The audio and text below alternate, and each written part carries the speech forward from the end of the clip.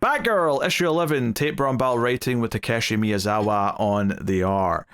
So, this wraps up this arc with a bit more, of course, of the fight with the current assassin that's showing up, the blade, if you will. And as per usual, the art here is fantastic. You know, there's a panel where Cass is like spinning her kunai or whatever it is, and it's just this great like badass little moment of Cass just been like, all right, bring it. I'm Cassandra Cain. Yeah. What else she got? Her narration box at the point is again and again, death, death, death. When will it end? And I'm like, damn, that's badass as hell. Yeah, and this villain has a really interesting power. She has a blood kinesis, I'll call it, or yeah, they expand upon the idea of that she's part of whatever cult or something that Shiva was apparently part of at some point. Is that they make agreements with dark spirits to be able to control blood, but like specifically their blood, because it's not like they're draining it out of their opponents or whatever, and able to use it as weapons. Yeah, it's I mean, it makes for some pretty wild visuals, and it feels definitely on the dark, because it's kind of like self-harming to be powerful, which is kind of an interesting thing. And there was a character on the Boys spin-off Gen V that heavily went into this sort of stuff. So no, I mean, the fight scene's good stuff. I really like sort of when Cassie's mask gets ripped apart and you can kind of see like a lot of her face coming through. I also like the touch that she apparently had a spare cowl like on her, because she sort of like puts a new one on later in the issue, which is a nice bit. So no, I mean, this is paying off a lot of what we've had. We've had 3 issues basically on this one farm going through this. So I'm glad it is only 3 issues because of that, because it is just one location and might feel a little bit I don't know, trapped here if it did go longer than this. But there's a lot of nice payoff here. That you've got Bronze Tiger like shielding them when she fires all the blood bullets at them. You know, so that feels like a kind of a nice moment. A little bit of growth there.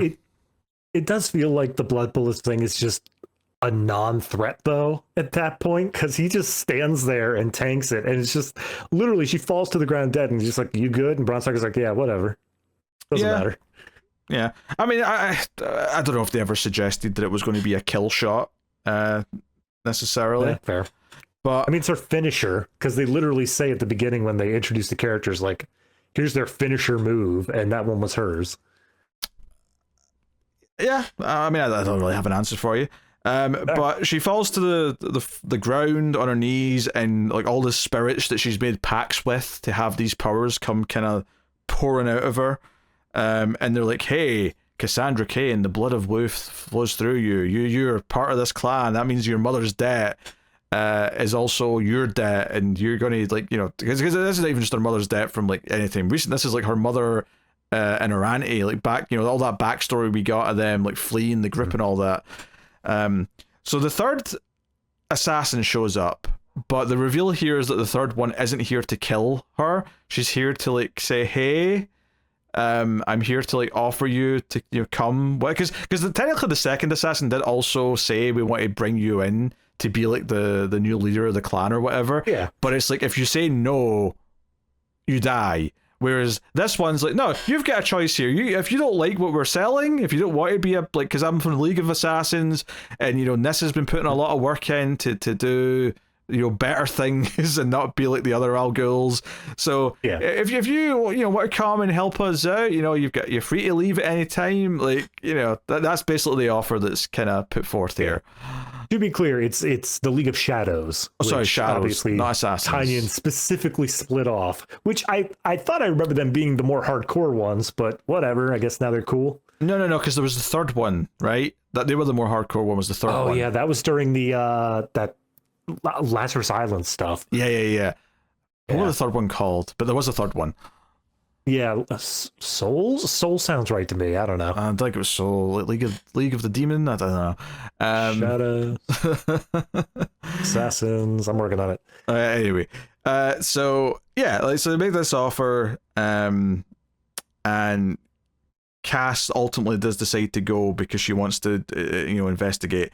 And to their surprise, Bron Tiger basically says, hey, son, you can go too. because you're right. I've been keeping you trapped here. You need to go and experience things and be who you are. One of the things that he sort of had a moment of earlier on was when him and Cass were fighting side by side.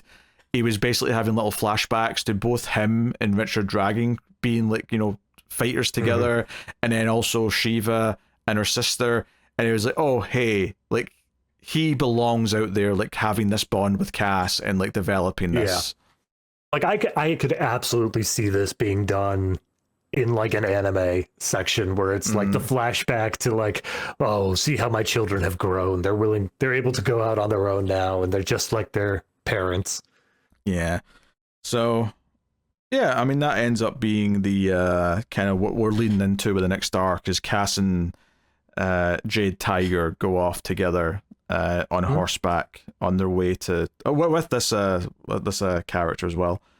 So I do really like the when we're beating down the blood one. That's when Cassandra's mask is getting all torn up and stuff like that, and it's really brutal because gets the blood assassin down on the ground and just keeps going. And it isn't until Bronze Tiger steps in and like holds her fist back that you can see, the entire rest of this arc has been her kind of coming to terms with the fact of Shiva being dead, kind of dealing with that, but like trying to get answers for it. This is the moment where she finally does just break, and it's just like, I am so sick of all this death around me, and I'm not going to lose more family members because of it. Oh, and we hadn't mentioned yet, but this character from League of Shadows is the daughter of the guy that helped her and was nice to her earlier in the run. So that's kind of partially why she's like agreeing to go do this. Also, one great line, it calls back to the previous issue, and I only know that because I read them in a bunch, is when they were healing up Jade Tiger after he was attacked by the first assassin, it's said that Shiva never taught Cassandra how to heal. Never taught any of like healing abilities or stuff like that. She was only a blunt weapon meant to fight. And once we get this bit here where Bronze Tiger holds back her punches and says like, hey, your mom is dead. That's something you knew her. It's okay to go through that. She reiterates, she never taught me how to heal. And gives that second purpose now, a different meaning there. Yeah. There's a nice repetition to Cassie's narration like that, especially with all the reading the body language and being like, oh, Paul, heavy breathing, truth, or shakes, lies, whatever it is. But like jab, dodge. Yeah, the repetition, and where there's like almost like a new context when it comes back up again, is like a really satisfying writing technique. I do quite like it. So, especially since Cass is a woman of like few words, and she does talk more than she used to, but I like that her narration in her head is still very blunt and very kind of short, because it feels like that's still how she would think, because that's just how she, that's how she is. So no, I like that quite a bit.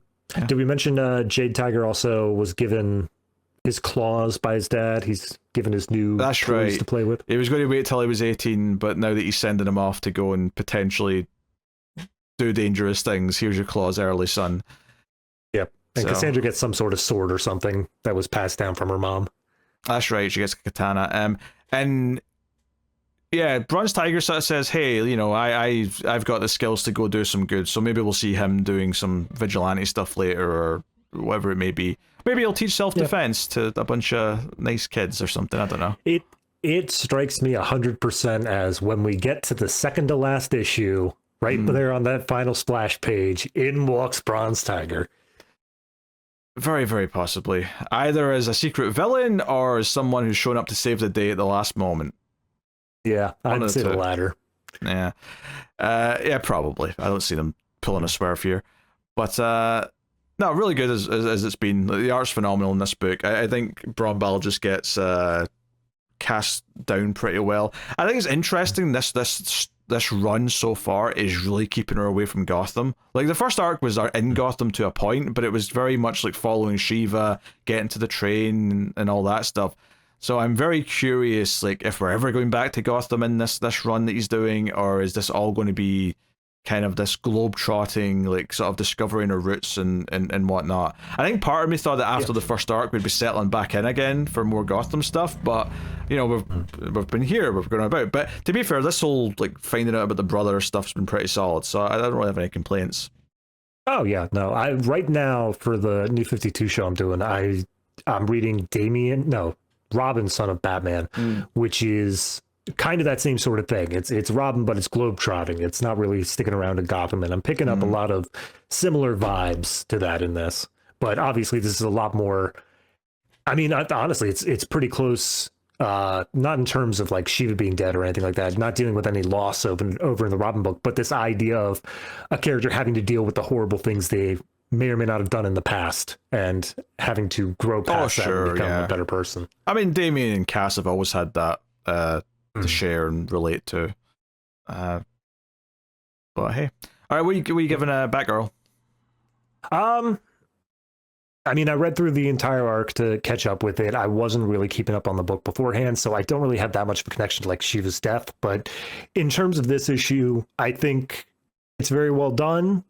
I do think it is a little bit, I don't want to say fast paced, but the idea that we spent the first 2 issues dealing with the first assassin, the second assassin is basically only this issue, and for like 3/4 of it at that. And then this third assassin kind of just shows up and says, hey, by the way, here's a different arc we can go over to. And then they all just move on. It just feels a bit fast paced to me. I feel like this could have been expanded by an issue and it would have been better paced. I don't know if I'd like being on the farm that long, but it's just, I don't know. It moved a bit quick there for me. So I think I'm going to say this one is probably 7.5 still, but it's just not cracking that 8 for me. I think I'm a bit more positive because I do think the pacing works because, you know, we sort of like done the backstory stuff with the diary or the journal, whatever it was, and that led to this farm. And I like that the revelations here are big. It feels like Shiva did have this big secret of the brother to like share, and that's what led Cass here. And I think that if we had spent any more time in the farm, I probably would have started feeling like, oh, we're stuck in this location for too long. The assassins thing, you know, I'm cool with the reveal that the third one wasn't actually an assassin. It was just, you know, it was kind of presented that way, or there's 3 blades coming, was kind of how it phrased it at the time. So I'm kind of okay with that. That said, though, I don't think that, you know, I love this as much as some of the best issues in the run. I think the last issue was probably a little bit better, and I think a lot of the first arc was better than this issue as well. So I'll probably still get a flat 8. Still very, very good. I like it a lot. Yeah, but I think that's kind of what I was. Right, that's kind of what I was getting at, is having read all the issues, like the introduction that she has a brother, great idea. The fact that she has to come to terms and like that he's not as good of a fighter as her, also great. This issue, it's the only thing I feel like it really hits on is Bronze Tiger saying, oh, they're ready to move on, and that's fine, but it's not as interesting as the other 2. Yeah, but yeah, I did enjoy Cassie's mask getting all beat up though, and her anger coming through the half torn mask. It was good stuff.